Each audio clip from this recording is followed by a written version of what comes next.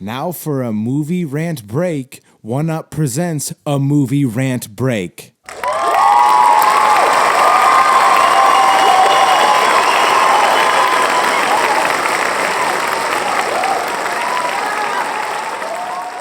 What's up, everybody? Welcome to the movie rant break. Hope everyone having a great day today. It's Friday the 13th, and we about to get spooky in this bitch. You heard that crazy wind? That's a returning guest. We got the guitar shredding, super slick writing, Grammy winning legend Dave Gutter in the building. Thanks for having me. I don't know. What's that? I'm supposed to say more? I mean, if you had more, I didn't know if you did or not. Well, I'm psyched to be here talking about horror movies. I got a horror movie podcast myself. Speak All Evil. I love, I'm a cinephile, not just a musician. So I love talking about, yeah. What does that mean to the people? That means I study film. A cinephile? Yeah. It sounds sus because of like pedophile. Like, it sounds like dangerous. It's like I fuck movies. Yeah, against their will, like indie movies only. Yeah, well, I do. I watch all movies of all genres. I kind of stay away from some of the big budget like commercial stuff, but I love film, and that's like a big part of who I am. A lot of my songs are based on stuff that I ingest from films and everything. So, like, yeah, I'm a cinephile. Word. I like your linguistics. But yo, congrats on the Grammy, my G. That's definitely Thank you so much. Super dope. If people don't know, Gutter won a Grammy for Best American Roots Performance category. Yep. You were the writer on the song Stompin Ground by Aaron Neville.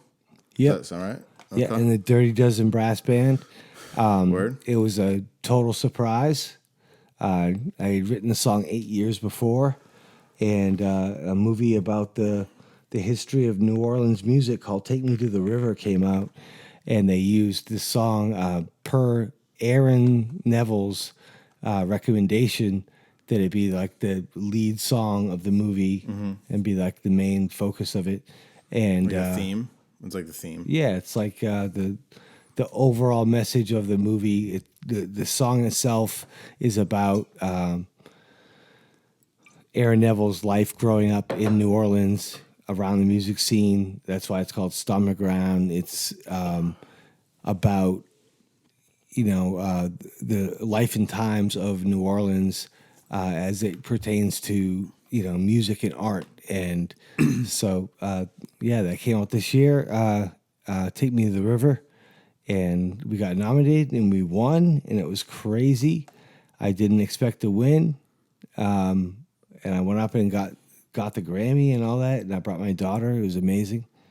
Dude, so happy for you, bro. Yeah, like, life-changing experience. That's tight, bro. You're super dope. And if people don't know, like, check out Dave Gutter's shit. Fucking phenomenal artist. And from a small town in Maine. Hey, people sleeping on us, but they'll find out, It's true. There's people paving the way, such as yourself, and I appreciate you for holding it down. And, yeah, like nothing but love and happiness for you and your family for getting recognized for doing some dope work. Because I know as a friend and someone that's worked with you, you do good work. So yeah, it only took 40 years. I started music when I was 8. Dude. I started playing jazz drums when I was 8. Playing case, like, don't quit on your dreams. Exactly. You could be in your 40s and get a Grammy. Turn up. Had my peak year, at almost 50. Just before I turned 50, so I'm psyched about that, Dude, I'm psyched about it. Like, I'm really happy for you. Like, people say, "Oh, I'm so happy for you," but like, I actually, when I heard that, I was obviously came by surprise because I don't know all your works, when you're writing for people and stuff like that. So I was like, that's fucking sick that you got nominated and then won and had a good experience and had a good takeaway from it. Yeah, I have a lot of music that's out there, all kinds of different stuff. And a lot of the times you don't know who writes the songs. You just hear the song or whatever. But there's a lot of stuff out there, and I'm doing a lot of stuff this year, and maybe we'll get another Grammy. Who knows? Gotta get the Grammys, bro. I mean, I'm addicted now. I'm like hooked. I need more Grammys. oh shit. But also part of that is a huge part of that is that Maine is now a Grammy chapter. Like we have our own Grammy chapter. I'm on the Grammy board for Maine because we won enough Grammys this year that we're considered like a real music scene, like New York, Los Angeles, Detroit, Seattle. There was other artists that also won Grammys this year, particularly, right? There was Bob two other- Ludwig and Amy Allen. Amy Allen is a crazy songwriter. She's been writing for like Halsey for a while, and she first started out writing for Chainsmokers, and they're like a production team that works with all kinds of different vocalists. So she got in on this year. She was nominated for the Harry Styles record and the Lizzo record, and she's from Wyndham, Turn up. right here. So like we have a lot of talent in Maine. And I am here to champion all the talents of Maine because I think we have a legit music scene. I think so too. I mean, I think it's like anywhere there's a saturation and just like people that aren't good, but I feel like there's been people working hard long enough in this neck of the woods, and it's not like 50 years ago. Like I feel like the country and just the world has changed. Like when you get exposed to so much information all the time, like people are just getting influences from so many different areas. It's not like you're just getting influences from, say, if you were from Maine, it was like only farms like 50, 60 years ago. And then like the TVs, you know what I mean? Like there wasn't a lot of exterior influences. And now it's like people can tap into different things and people are more connected and you're not like so isolated. So I think that's given a decent opportunity for people in more rural areas to kind of like be connected to the scene. Does that make sense? Yeah, the internet. The internet is like the thing now, and it doesn't matter if you're from New York City or if you're from Los Angeles. If you're good, you can get your stuff out there, and you can do great things in the world. So, like, I see a lot of great hope for this for the music scene around here and just music in general. That's dope. I fucks with that. So, just to let everybody know, today, as Gutter mentioned, he's got a podcast called Speak All Evil. Yep. Which reviews horror films and stuff. And so naturally, I had him on to review a horror film, being that it's Halloween, Friday the 13th. And today, we're going to review The Exorcist and the new The Exorcist Believer. Because of this new jump off with The Exorcist Believer is allegedly supposed to be part of a trilogy, I guess, because they bought the rights to the original Exorcist. Right. So they're going to keep doing them. David Gordon Green is the director, and Danny McBride is one of the executive producers. And I love him in Pineapple Express, and I love him as Eastbound and Down, Kenny Powers. And Righteous Gemstone, have you seen that? I have seen some of the episodes. I like the casting of that show a lot. It's on HBO. It's good. But I think that I don't know. I think he needs to stay out of horror because you have a lot of these comedy guys. Jordan Peele has dominated horror. John Krasinski, who's in The Office, Quiet Place. That was good, though. Yeah, it's amazing. I thought, both of them. To be clear, when I reviewed that film the first time, I was hard on that film. The original Quiet Place? Yeah, because I watched the second one, and I rewatched the first one as of late, and I appreciated it more, and was like, when I first started my show, I'm not saying overly critical, but sometimes I would be a little like, what the fuck, like, come on, impress me, type shit, and it's definitely a good film, and I love the dynamic of the sign and like stuff of that nature, which is like creates like this really unique situation for a film like that. So, but people in comedy have now like taken over horror, and if we're talking about genres, you're saying like sometimes you give movies a lower score because horror isn't really your genre. Yeah. but it's mine. Like I do the opposite. So like Yeah. I'm an apologist for horror movies. You know, if something's like overly commercial or whatever, Yeah. like some of the Scream stuff or whatever, I tend to apologize for it because I want the genre to be elevated. And You it's know, so if like Scream does a crazy amount of the box office, even though it's not my favorite movie, I'm psyched that horror in general is doing well because that's my genre. That's my shit. I feel apologetic for franchises that I fuck with. Like, for instance, I'm a big Potter fan. So, like, the Fantastic Beasts films, more like a lot of people that didn't watch Potter per se had seen those and like, those are cool. And I'm like, man, no, that ain't it. And so I know the feeling of like being apologetic for something that you stand for and it's not necessarily what you perceive to be the thing that you are interested in. Like, I think a lot of horror films are a bad representation of horror. And it's like the mainstream horror, like Scream or say this movie or whatever. It's just people watch that, people such as me, that horror is not my go-to. And you're like, yeah, here's another one that's not. But you like Talk to Me. Talk to Me was cool.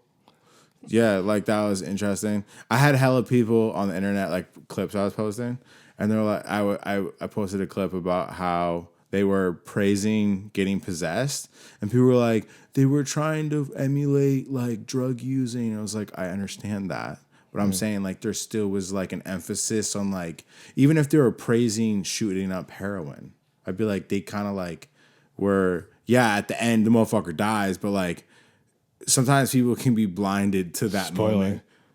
But you know what I mean? Like, it's just like, yeah, obviously it turns out bad, but like there was so much praising and just like, I don't know. Sometimes I think people. Well, a lot of times the things I like about horror movies is there's allegories. You know what I mean? Like, and Talk to Me was the drug usage for the possession. Right. And I liked how they depicted the kids as like, that's exactly what kids would do if that shit happened. They would be making viral videos of it and like posting the shit and posting the reaction videos. Like, I like that part of it because a lot of times you get these movies where you have people like our age writing scripts for like teenagers. Time out. Well, we're not the same age. I'm much older. Let's be fucking clear here. But anyway, you have older people writing dialogue and scripts for young people that maybe isn't necessarily how people are now. And I feel like the whole viral video thing, like the reaction part of that movie, was very apt for like the time of like what kids are like now. Yeah. I agree. And I said it on the episode. Did you watch the episode at all? Part of it. Part of it. I think early on I would talk about how one of my favorite elements of the film was that the excitement of when they were performing the possession and like the moment, it's like the boot up, if you will. Yeah. Like that moment was so exciting. And they like had a cool montage of them like all taking turns, and they had a catchy ass theme that I think people are using on the internet now, is like on their reels and shit. Like that song is really popular now. But yeah, I have a personal discretion towards the spirit realm, if you will, and I want to get into that. But let me break down like who's a part of the film, and then we can start talking about the film because we haven't. So yeah, we're talking about the Exorcist 1973 joint and the film that came out October 6th. Well, we should talk about why it came out October 6th because will. we're here. We're supposed to be on the opening day of the movie. Yeah, which it was Friday the 13th, but they pushed it back from Taylor Swift. Which we can talk about it, but I'm so fucking irritated by Taylor Swift. But anyways, She doesn't need any more promotion. she doesn't. The NFL, we'll get it. We can talk about it. But okay, so original. I'm gonna go through both premises and summaries of both films, and then we can just kind of unpack it. But so The Exorcist came out 1973. It was directed by William Friedkin, screenplay by William Peter Blatty, which is also the author of the book that the film was based on. And it was also produced by the same motherfucker, William Peter Blatty. It was starring Ellen Burstyn, Max von Sydow, Lee J. Cobb, Kitty Wynn, Jack McGowran. Jason Miller, Linda Blair. Cinematography, Owen Roseman. Edited by Evan A. Lotman, Norman Gay, Bud S. Smith. Music by Jack Nitsch. And it was distributed by Warner Brothers. And it released on December 26th, which I thought was kind of interesting, the day after Christmas. December 26, 1973, with a runtime of 122 minutes. Had a budget of $12 million and a box office of $441.3 million, which I could be incorrect, but at the time in 1973, it was the top on box office of all time. I think. I'm sure. And because if you adjust 441.3 million with inflation currently, it's over $1 billion, which any film that's made over $1 billion is in the top 100 currently. So this film did crazy numbers. Bonafide classic. Hard body. So The Exorcist Believer, which is the film we just watched today on Friday the 13th, was directed by David Gordon Green, which you said has been directing Like the Halloween trilogy. He buys up these franchises. which they just sold the rights to The Exorcist for $400 million, if I'm not mistaken, to Universal. Warner Brothers to Universal.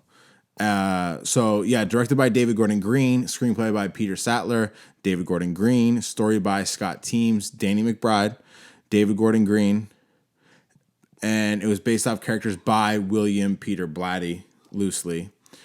Produced by Jason Blum, David S. Robinson, James G. Robinson, starring Leslie Odom Jr., Lydia Jewett, Olivia O'Neill, Jennifer Nettles, Norbert Leo Butts, Ann Dowd, Ellen Burstyn. Cinematography by Michael Simmons. Edited by Tim Alverson. Music by David Wingo and Aman Abbasi. Yeah, distributed by Universal Pictures. Released on October 6, 2023, with a runtime of 111 minutes. Budget of $30 million, and currently, after the first week, allegedly $52.7 million. Brief breakdown of The Exorcist. Girl fucks around with a Ouija board, gets possessed. Exorcist Believer. These kids fuck around with some pendulum fixation type shit. These girls allegedly get possessed. Well, one of the girls, her mother is dead. She's been dead since her birth, and she's trying to contact her mother and talk to her mother and find some kind of connection spiritually through this ritual. That's not brief, though. We're talking brief. Right. I was just trying to Right. Yeah. It gets into that. Yeah. Which, how did you feel about the pendulum thing? Because like the Exorcist in the first one, because everybody just, we're gonna be bouncing back and forth between both films. But like the Exorcist, the original, Reagan fucked with a Ouija board. And I like that little segment that they have down in the basement where like a Ouija board is present, so the origin of the possession. In this film, it was like a pendulum swinging like chain thing. It wasn't very... It's like a seance kind of. But I just felt it wasn't as much of a... It didn't make sense that a possession would happen based off that. It's mad easy. What's mad easy? It's mad easy. Like the way they did it in the new one, like you can just get possessed by lighting some candles and like going in the woods. And like, the first one has like a huge theological background and it gets into like all kinds of stuff that the new one just kind of glosses over a little bit. Yeah, like, because that was a big thing going into this film, right? Like, they didn't incorporate that development of possession. It was just like, oh, we're gonna go play in the woods. Oh, pendulum. Oh, 3 days later. Oh, like it just was cheap and like, I don't know. I just didn't fuck with that. No, I agree 100%. The first Exorcist, what is scary about it is it raises all these questions about Christianity and faith and all that. And they do a little bit in the new one, but I feel like it's way cheaper in the way that they show faith, because they are all inclusive. At So the there's end, they're all inclusive. there's like a lady, like an African lady with like an Nganga. There's like a Pentecostal guy who's like into speaking in tongues and all this stuff. And it Yeah. seemed really weird that they like incorporated all these different facets of religion into it when ultimately what's scary about the first one is it's based on Christianity that we are familiar with, but it also like lays it out for anyone who's not really as familiar with that. Theologically, it's like way more thorough, and And it makes more sense, I think. It's like, yeah, the priests of like, you would expect the Catholics to take that on. And that was something in the story, if we're obviously running right back to the back end of the Exorcist believer joint, but like the end was so fucking weird. The fucking priest shows up to when they're gonna do this exorcism allegedly, and he's like, the Catholic Church won't let me take part in this seance or exorcism. diocese. And then like the second string ex pregnant nun woman like takes hold of the situation, and it was just like, why wouldn't the Catholic Church acknowledge that? Like it felt like it was out of character for the Catholic Church to not be like, oh, send our priest in there. Right. Like they extended the whole exorcism. But that's the thing I like about the first one too, is that it's based in Catholicism, and there's a lot of karma that comes with Catholicism. If it goes back to people, a lot of wars were started. A lot of like people suffered for Catholicism. So I think that it's cool that you have something that maybe is a demon and it's the devil or whatever, but it's like karma for some of the stuff that is a little insidious in the actual church. And those discrepancies and those like questions and those theories are all part of the first one, which when the new one made it all inclusive to all these different religions and everyone's just being generally spiritual, it's less scary. You know what I mean? Yeah, like bring the priest in here. That motherfucker has fucked up, done some crazy shit. Bring him in here. This is his moment. Bring him in here. And like I was really confused, and it took me out of it. Where it was like the African woman that had some sort of spiritual shit. Like, oh, we're not just putting on crosses. We're putting on her like spirit beads or whatever. I was like, no, this is not where you need to be inclusive. Like you're already inclusive with having a white girl and a black girl getting possessed, which you shouldn't be. This is the problem I have with Hollywood, especially in horror Hollywood, is, oh, more is better. Like, let's have two little girls get possessed. Right. Why? That's not what was needed. It took away from everything in the film, and it took away from the development of all the characters to make the moment of possession and the exorcism that would be really exciting. It just took away from that. And that's fucking annoying. And that final reveal, or the way that it goes down with the two girls, is so lame. It was super lame. Yeah, I choose you or whatever. Yeah, like all that. like that. It didn't make sense. Yeah, let's just cover the Exorcist the Believer shit. We'll go back to the original. Let's just fucking talk shit about this film, because it's not even. It shouldn't be connected to the first film outside of the fact that they brought existing characters in, but we'll get to that. But you can't save them both situation at the end, where it's like you need to choose which kid. Like, why is that the dynamic? Like, there was no context to why they would need to choose a kid. Like, it was just out of nowhere, like, pick a kid. Were they both possessed by the same demon? Because I didn't know that. Did you? Not really. And that's the thing that they do. I did think that Jason Blum put this out, Blumhouse or whatever. I think all their stuff is very kind of like low brow horror for the Halloween people that want to go out and watch a movie or whatever. But I thought this was like particularly cheap, but it was a little bit better to me than like all the Conjuring sequels and all of Insidious and all that stuff, all the other Jason Blum stuff. I did think it was a little bit elevated from that stuff in a strange way, but when you attach it to the legacy of The Exorcist, It's fucked up. you immediately have people, comparing it to the original, You bought the rights to that. And, all right, let's get into it. They brought in characters from the original film. Reagan's mother, she's in the movie, as is Reagan. Linda Blair? Yeah, that's kind of a surprise at the end. I knew she was coming in that bitch. I called it because we were the only two people in the fucking theater. When she was in the fucking hospital bed and they were like showing that ending sequence, I was like, mother. There was I said some mother remark and like Reagan showed up and I was like, yeah, she would. But like the use of Reagan's mother in the story, which her performance was mediocre at best. No offense to her. Like they didn't utilize her correctly.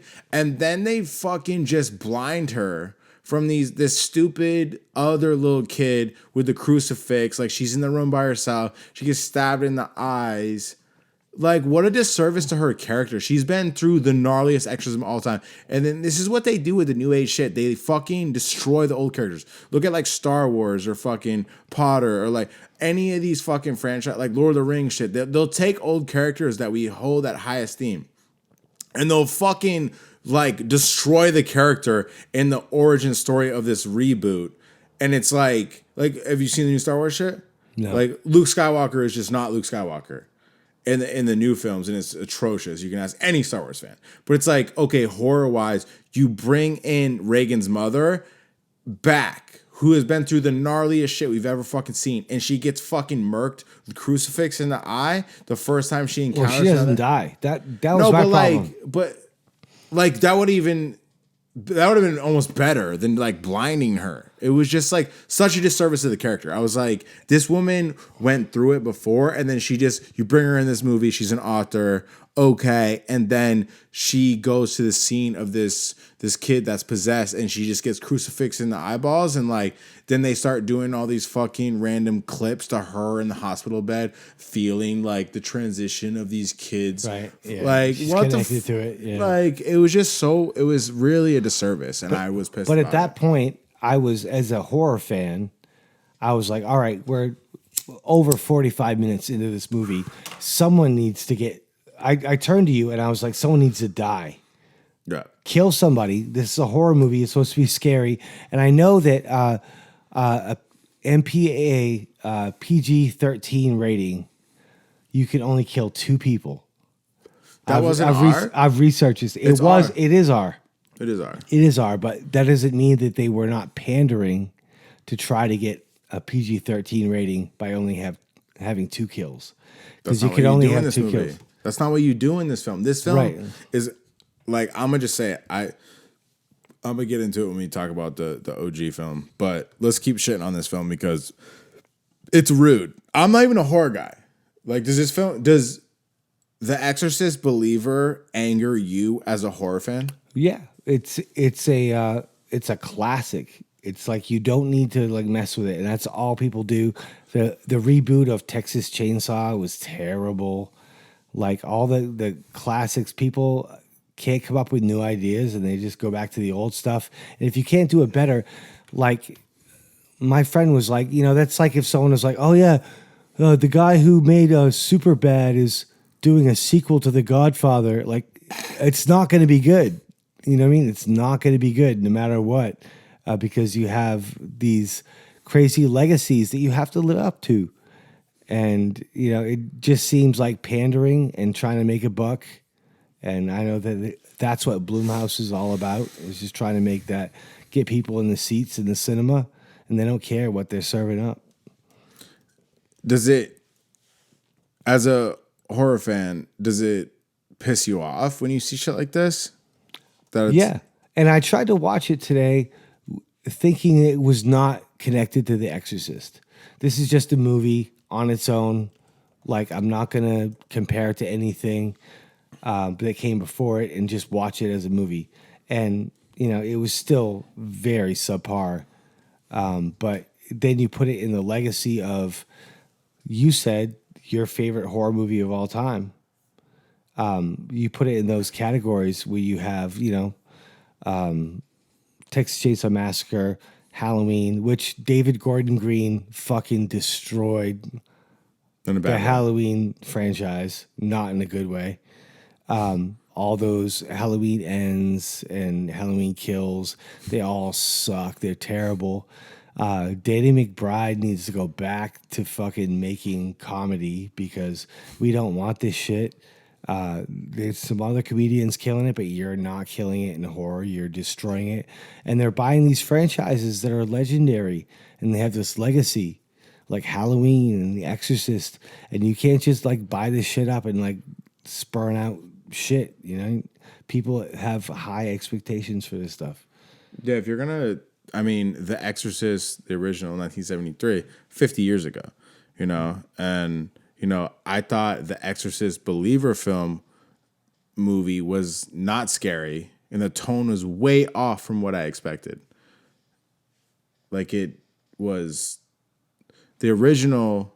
The tone is so fucking eerie, and this shit is just like not eerie, not scary. Like, we're the only motherfuckers in that theater, and the only thing that there was some jump scares that I jumped. I'm super jumpy, but the snake under the rock scared the fuck out of me. I'm not gonna lie, that happened. We both jumped. Did you? I jumped so hard that I didn't even. I thought you were laughing at me because I jumped so hard. But yeah, it's like if you're they're like trying to continue on this legacy, and they did little things like they added a grain filter onto the screen to make the picture feel older, which was like okay, you should do that. But then they have this Hollywood mindset where like more is better, and they have two kids getting possessed, like I said, and it just fucks up development, and it's just like, I don't know what the fuck we're doing. And you got no Ouija board.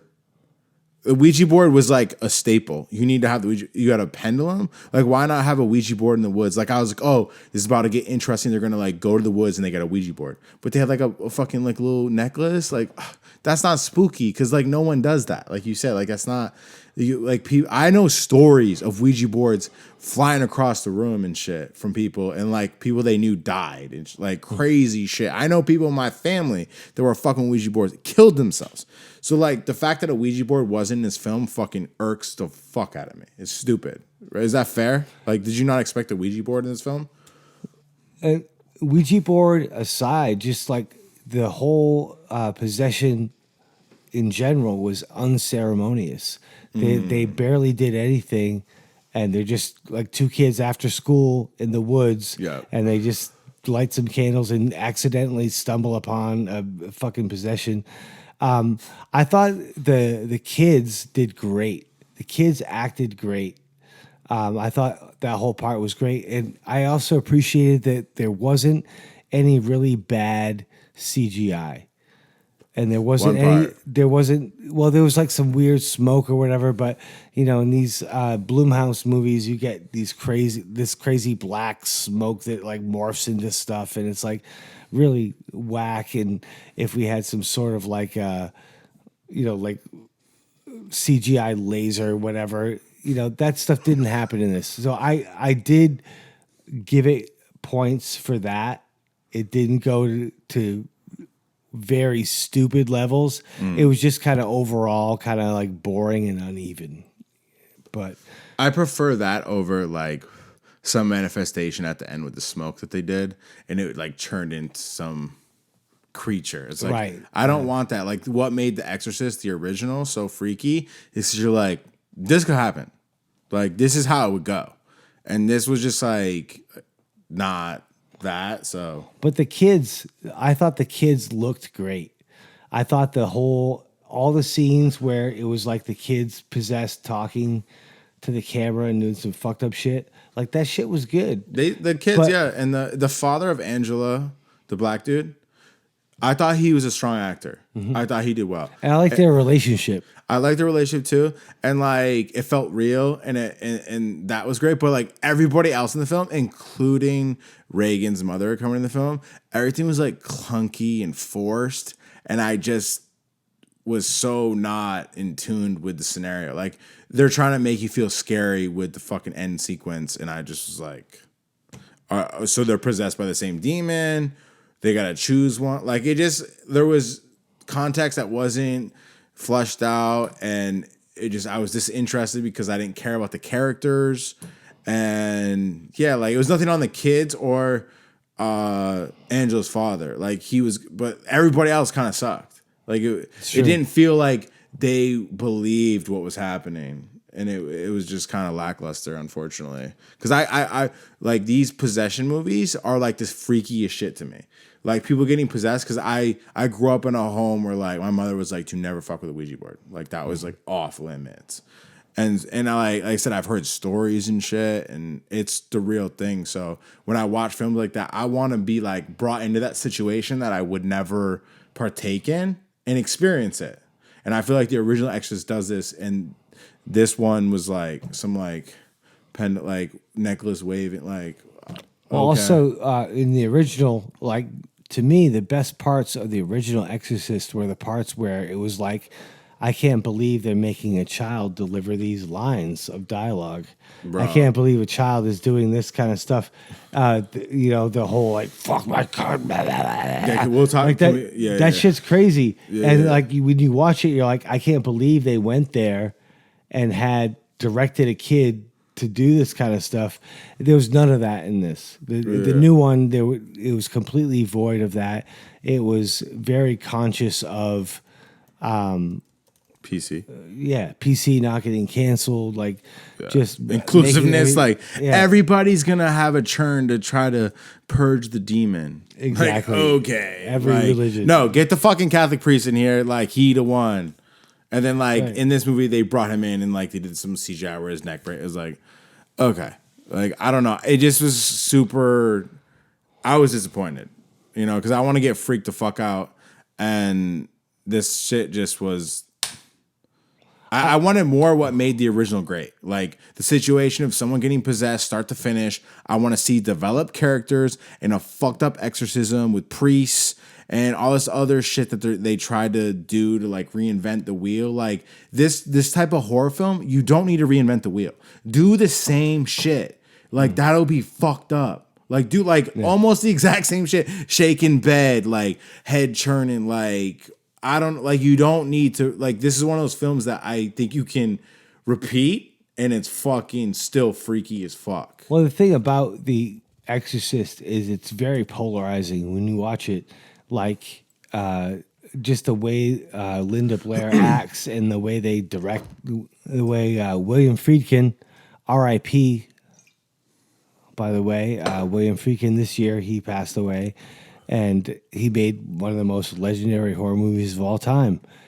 But, like, I don't want my horror movies morally or ethically, like, just. I want polarization. Yeah. I'm going into a horror movie. I want, you to turn me off from everything. Everything should be extreme and, like, too much for you. That's the whole vibe of horror. And when you try to make it have a like woke conscience and you try to make it like ethically and morally relevant, you start to take away that polarization. Yeah, absolutely. Like there was the original Exorcist ends with the priest taking on the possession and jumping out the window and dying and rolling down the steps, which is a callback. But then, like, the movie's fucking over, essentially. In this one, they have a fucking monologue that life is going to be all right from this slutty nun. And I say slutty nun because... slut shaming. I'm slut shaming. But, she deserves it. And you get this fucking monologue at the end that, like, everything's going to be all right. And there's, like, some inspirational, like, shit will get better. Like, no. I want, like... This shit probably wouldn't turn out okay. Where like in the original, priest takes on possession, jumps out the window, movies roll credits. It's like, oh fuck, that was intense. Where this was like, oh, like when you're in life, like things will, be a battle. It's like, I don't. Why are you doing this monologue? We don't. This is supposed to be something that like shakes you to your core, not like this happy ending shit. Because there's no way it's gonna be a happy ending. That's why like the fucking ending of the original is so fucking enriched, I would say, because it's just like, nope, this shit's fucked up, and then it just ends, and it's fucking awesome. Yeah, that's how it should be with horror. Like you don't need to like tidy up that ending and make it all like perfect, for everybody. Like that's the thing is this movie, whether it was pandering to the PG-13 rating to try to only have 2 kills and whatever, I don't know what it was pandering to. I do feel like when I watch this movie that it's pandering to somebody.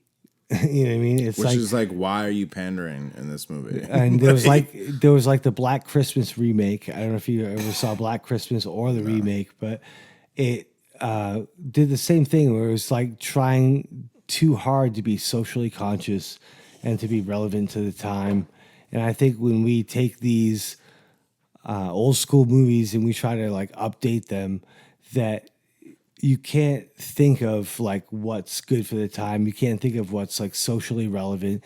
You need to be going against all that. You need to be like rebelling against everything that people find comfortable. Because when it's comfortable, it's not scary.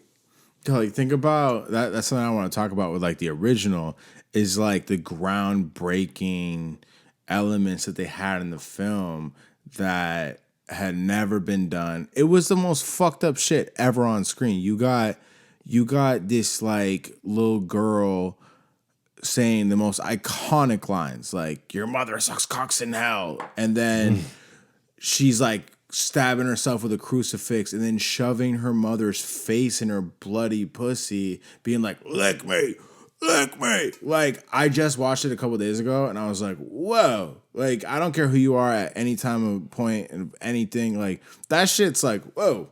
Like, that's a lot. You know what I mean? And that was in the 70s. It would be nice if, like, today, if they made a movie based on The Exorcist that was as polarizing, that was as, like, transgressive as that was back in the day. And that was, so many years ago.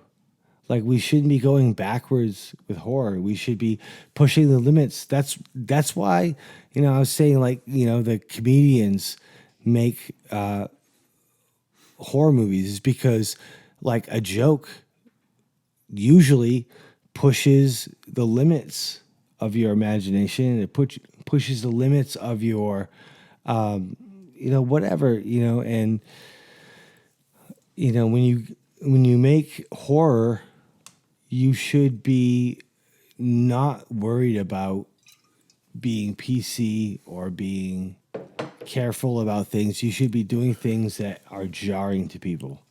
Agreed. Like, especially as someone that doesn't watch them a lot, when I watch something, I want it to be jarred, I guess. Like, right. Okay, I'm going to watch this. I hope this, like, fucks with me.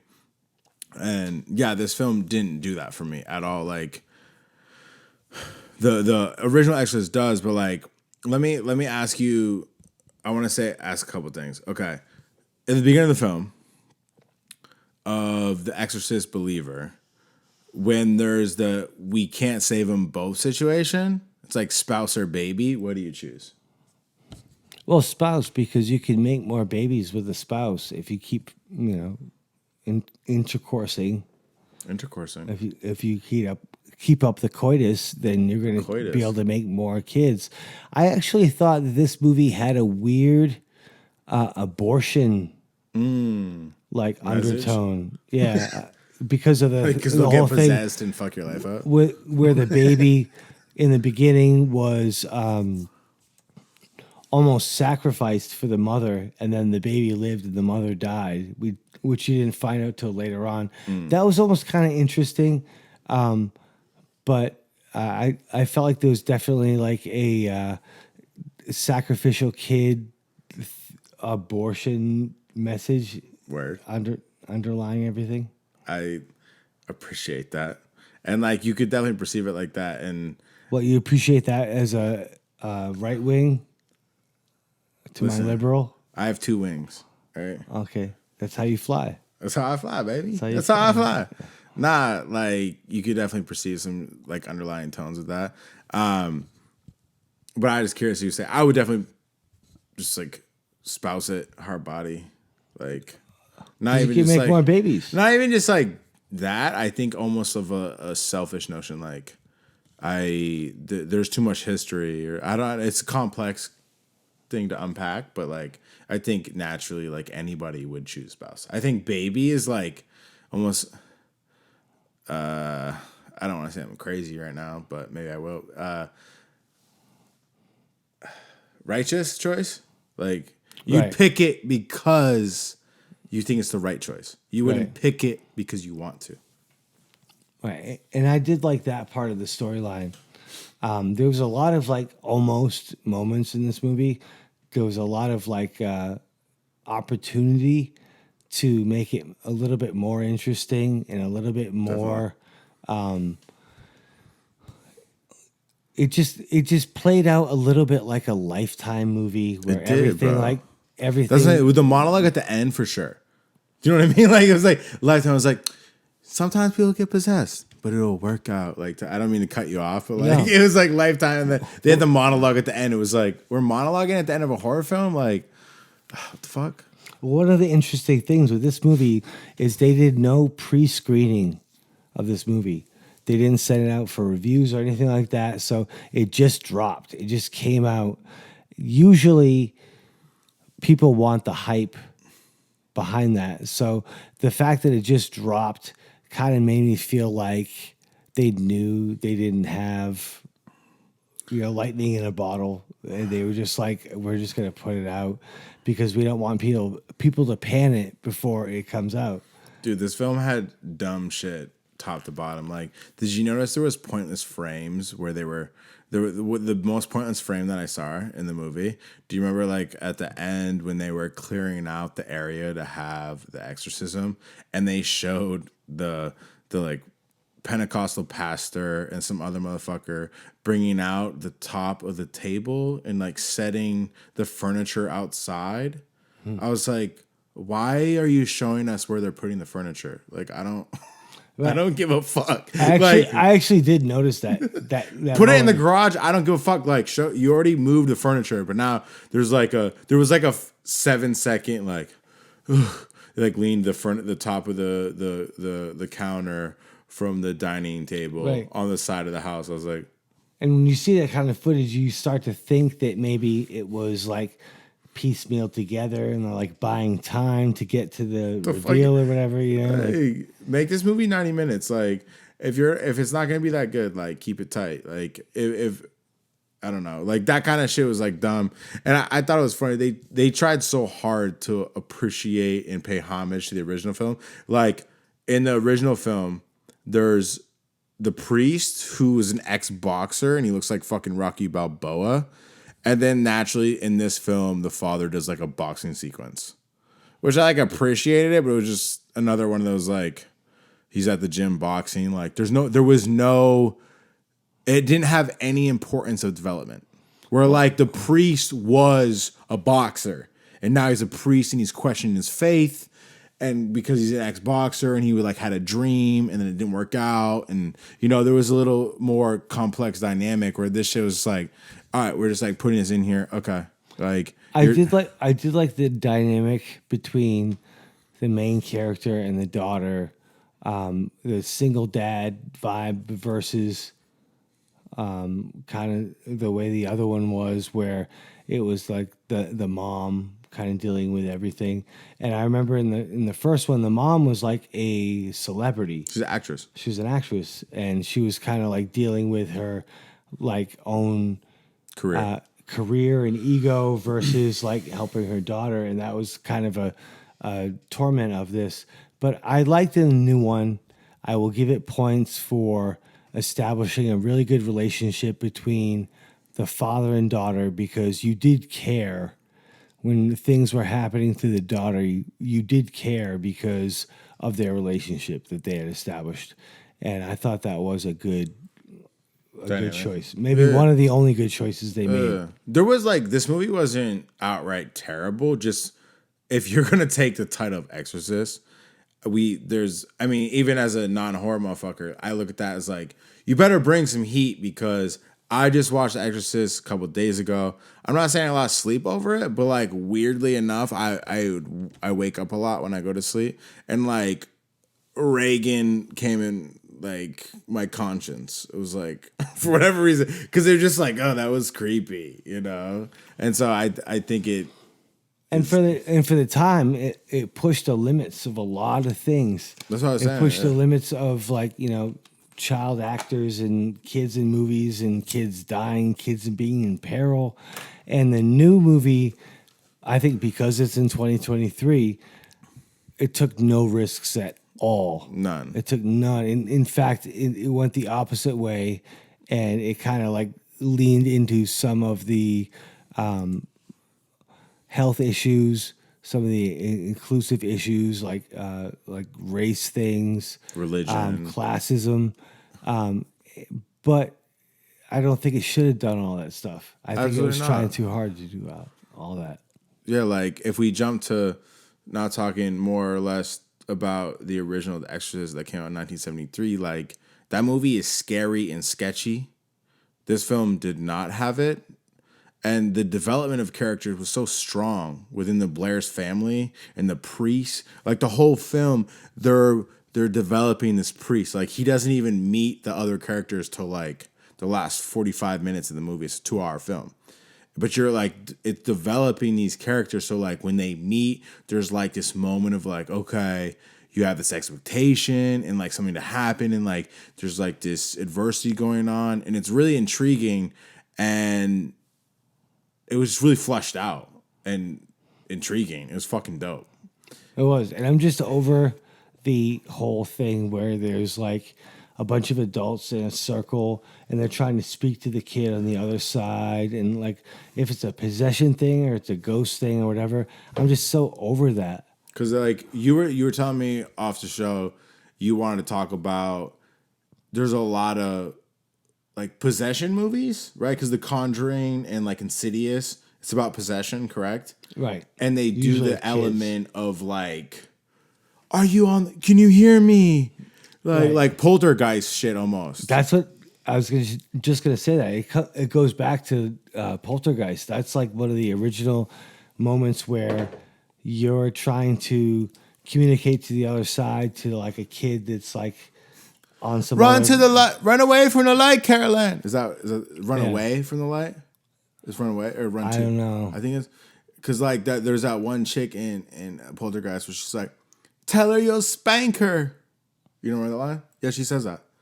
Zelda, Really? hard body. Yeah, Yeah, there's a lot of like weird. dude, that movie. things. I reviewed it with John Smith.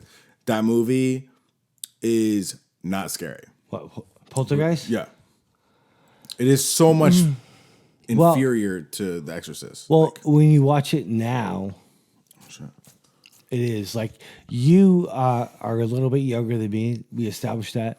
Yeah. But in the '80s, when I saw Poltergeist, and you have to understand the MPAA rating has a lot to do with things because Poltergeist was PG. Hard body. Came out in 1918. 2 And hours. so, like, I'm watching this shit and no one's supervising me because, like, oh, it's a PG movie. But dude rips off his face and it's, like, super disturbing. So I think, like, with a little nostalgia, some of those things do change your experience when you're watching it. You know what I mean? yeah. Because you remember that shit when you first saw it. But Yeah, like the first time I saw The Exorcist, like my parents were watching it in the living room, in my bedroom. I could like lean over and I saw like clips, and I was probably like 11 or something. I was like, whatever they're watching is so fucked up. And yeah, Well- no, there's definitely that. But like, I fucking just watched this, and it's still creepy as fuck. Like The Exorcist, well, like Poltergeist. I watched that. I reviewed it last year or 2 years ago, and it really didn't hit. Like it's not that creepy. Like The Exorcist came out 9 years before Poltergeist and I think is the scariest movie of all time. Personally. Yeah, To me. yeah, it's one of the scariest movies of all time. Does it scare you as like a horror guy? Like when you watch The Exorcist the original, you're like, this is kind of fucked up. Yeah, it's amazing, and it's a thing that you can't recreate. But Clearly. The Exorcist 3 was kind of good, but you're always going to fall in the shadow when you're in a franchise like this. And this movie particularly falls in the shadow of the franchise, because if I watched it I'd never seen The Exorcist and I just watched this movie, I would think it was all right. It was all right. I mean, it wasn't. I had heard that it was like the worst movie of all time. It's not that. It's not that bad, but it is. It definitely has its faults, and it was entertaining to watch during the time.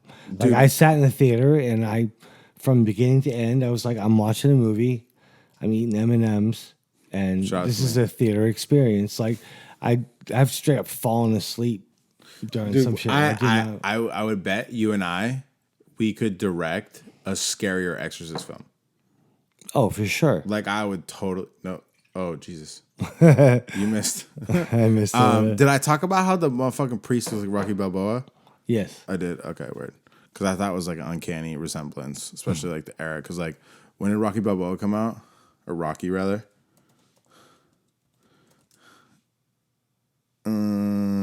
76. Yeah, like they definitely saw the dude in The Exorcist and they're like, this dude's it. He's committed.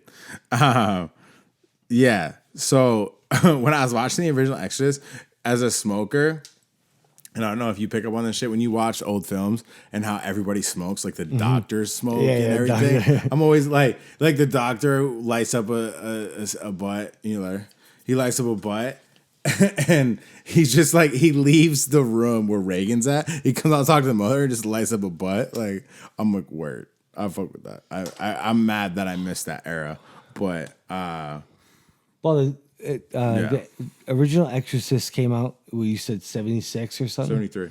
Well, the 70s movies are fucking, when they hit gold, they're the best ever because they're all shot on film. And they look amazing. They hit their stride. Like, there's no 60s films that are like, this is the only film that comes before, like, something like The Exorcist is like Wizard of Oz, in my opinion. Well, maybe if you've seen The Graduate, but like, there's some stuff that's like cinematically amazing. I'm not a cinephile. I am. Admittedly, a cinephile. Okay. But the stuff that was really, really good and was done well in the 70s is some of the best stuff there is out there. For horror or in general? I would say both. Like, careful, like, that might light. Yeah, I know. I guess alcohol in the ashtray here, it might catch on fire. But the Deer Hunter and all the stuff that there was a point in the 70s where the standard was high for quality, and I feel like it was a definite leap in cinema. So like The Exorcist, anything comes after that, it's going to be tough to live up to it. And even if it wasn't called The Exorcist, I would say that I would not be interested in this movie. 100%. Because like the first one, I'm telling you, it's like there's great practical effects, and like the anomalies that occur, like the shaking of the bed or the like her thrashing on the bed, the head churning, the crucifix pussy stabbing is intense. Great makeup as well. Yeah, and I thought the kids' makeup in the new one looked great. It was okay. As good as the original. I don't think so. Well, the thing I liked about the original one is that it was shot on film. It was polarizing, and my main complaint about the new one is how safe it was around all that stuff. Like, it should have done some stuff to make a wave. especially now, 2023, you could have You could do some people crazy going shit.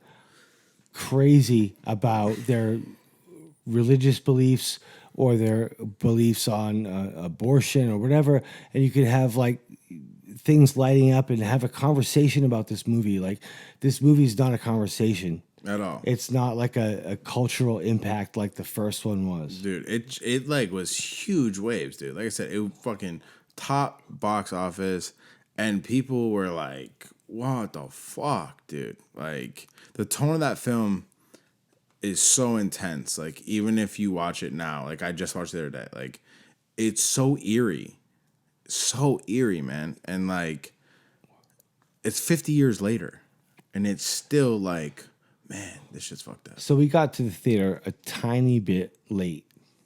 Do you know where that intro scene was? Because I love the intro scene of the original is in Egypt. Yeah, And it's like he's some like Middle Eastern type. and he's shit. doing some dig and he finds something and Yeah. I love that. I loved a little bit when the film started tonight. I was psyched that it was in a different place and they were doing that and they were taking it back to that.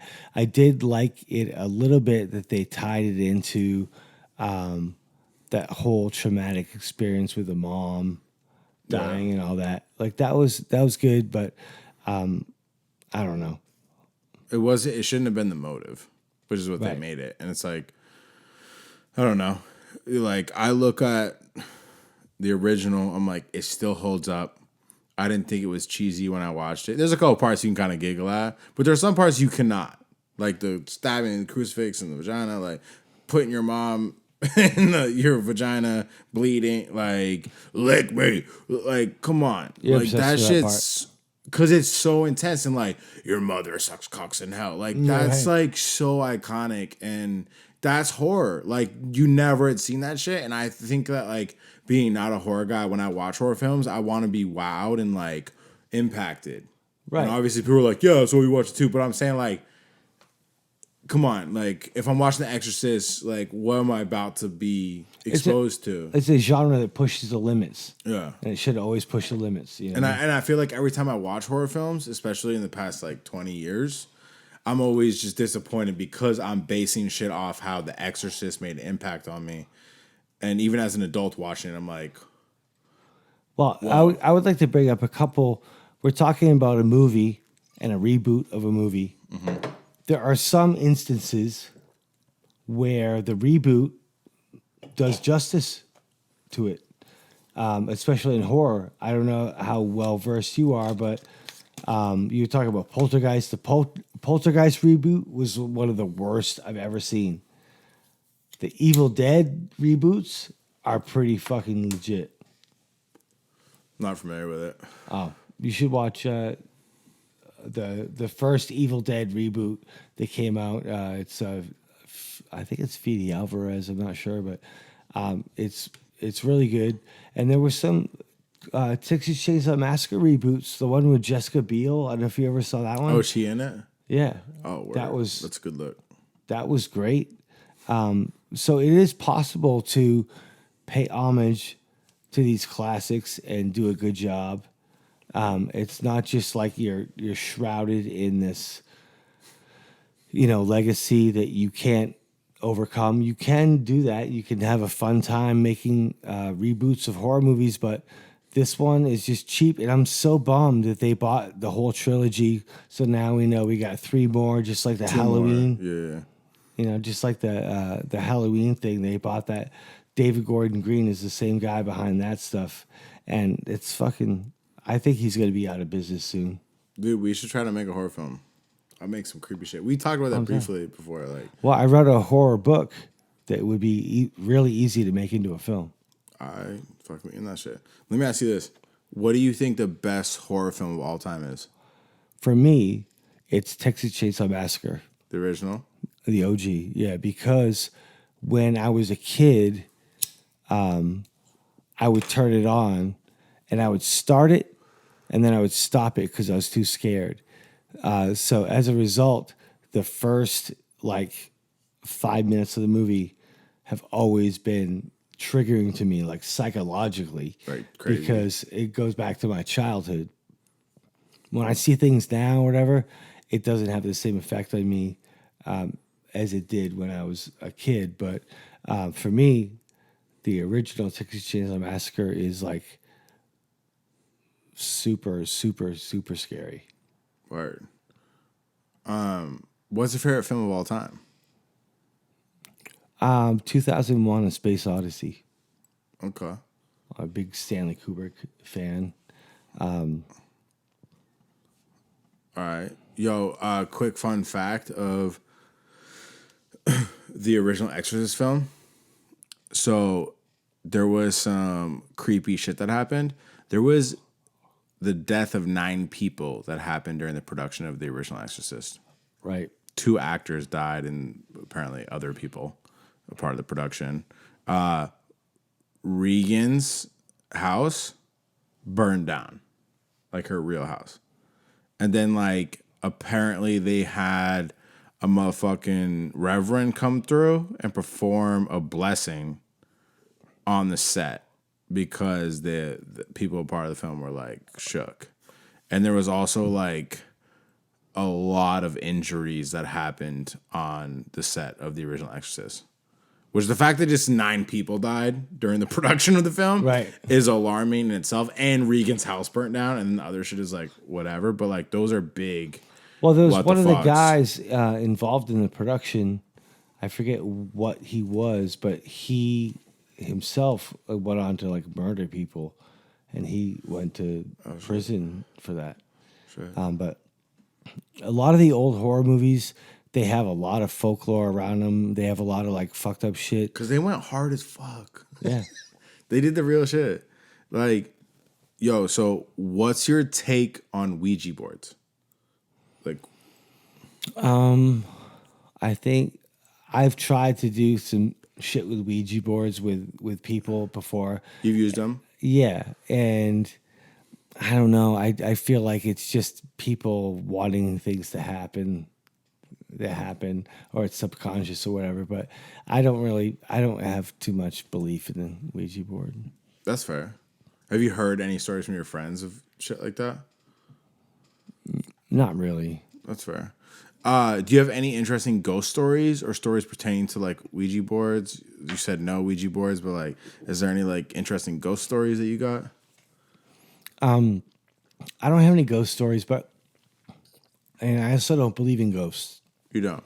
No, because if ghosts were real, everybody's vengeful ex-girlfriend or ex-wife Come after. or ex-husband or whatever would be coming and tormenting everybody. Well, maybe those are the ones that stay. Because humans, in general, just torment each other all the time. And if you could do Facts. that from beyond the grave, there's way more dead people than there are alive people. Facts. So, Do you think that people can get possessed? no, You don't. So you don't think exorcisms are real? no, Okay. no, I'm not religious. But that's kind of the thing. Like, if you drop some religious mumbo jumbo on me, I'll get scared because I'll think, oh, it is real. Heaven's real. Hell's real, and all that stuff. That's why I asked. Oh, because you a horror guy, you watch all that crazy shit. Like that shit had me being like, feeling some type of way. But do you feel like horror movies can get too sci-fi and it has you checking out? Like the shit we talked about in The Exorcist, Believer, where like the smoke is happening. Because for me, Right. that's a big gripe I have with new age horror. They always try to add this CGI, and I'm like, don't do that. That's what makes The Exorcist, the original, so good because they don't do that. Right. And a lot of old movies that are especially horror, if they have monsters or whatever, there's a reveal that happens later. You don't see it till later. But for me, it takes me out of the whole scary thing immediately if there's a bad special effect or if there's a cheap whatever. I just think special effects in general, I'm like, all right, this is not real. Show less. Show less. Less is more, always. Do you want to rate these films?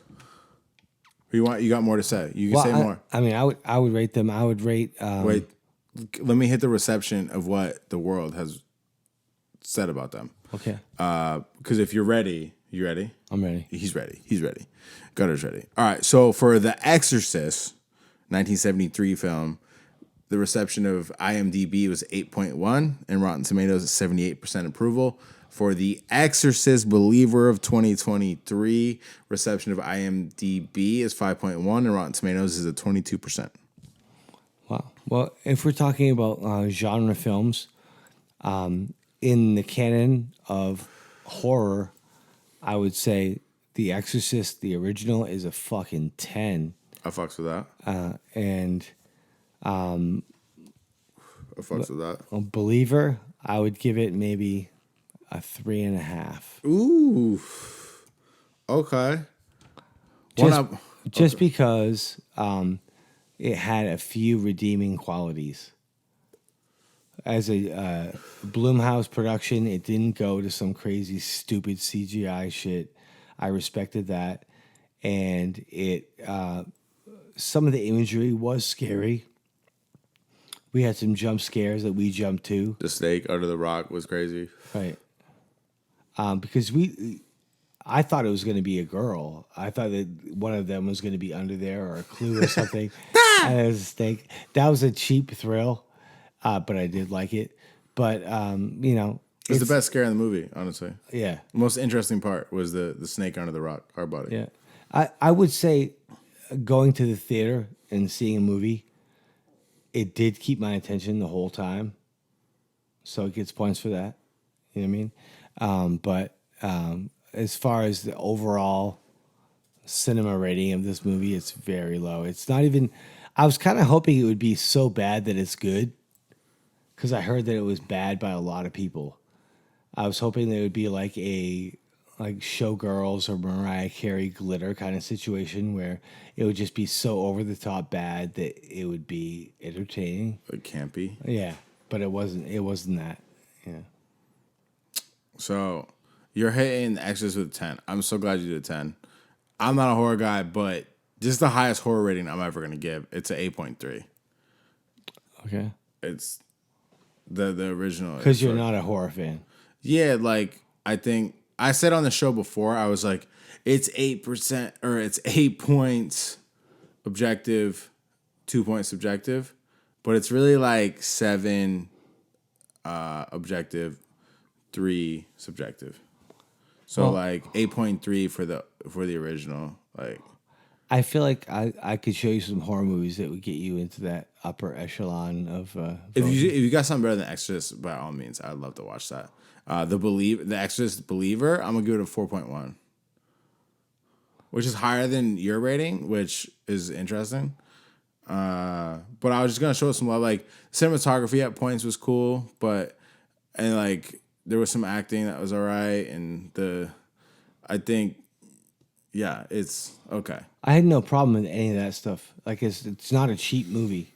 It looks expensive. But I think that's like an argument that I would have. Like, even though the original Exorcist wasn't a cheap movie at the time, like it aged not like a cheap movie, but like they tried to make this film feel cheaper with like the grain on, like they try to make the quality worse, Right. and it's that doesn't make it horror and interesting. You got to do like a lot of other shit. Right. Like, Exactly. but yeah, like The Exorcist 1973 joint, fucking complete gas. This film definitely a letdown. Do you want to plug some shit? You got some records and shit you've been doing? What's Yeah, good? I got a bunch of records I've been doing. I've been producing for a whole bunch of artists. But one of the things I like to talk about based on this horror thing is the horror novel that I've been working on. Okay. I've written 250 pages of a horror novel that is set on at a hippie music festival, which I think is a place where horror hasn't gone before. So I'm kind of excited about that. I'm excited about almost the hippie scene is almost like folk horror.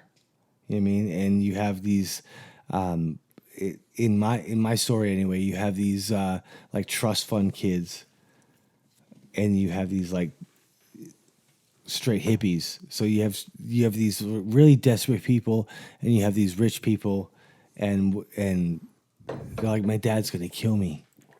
You know those people.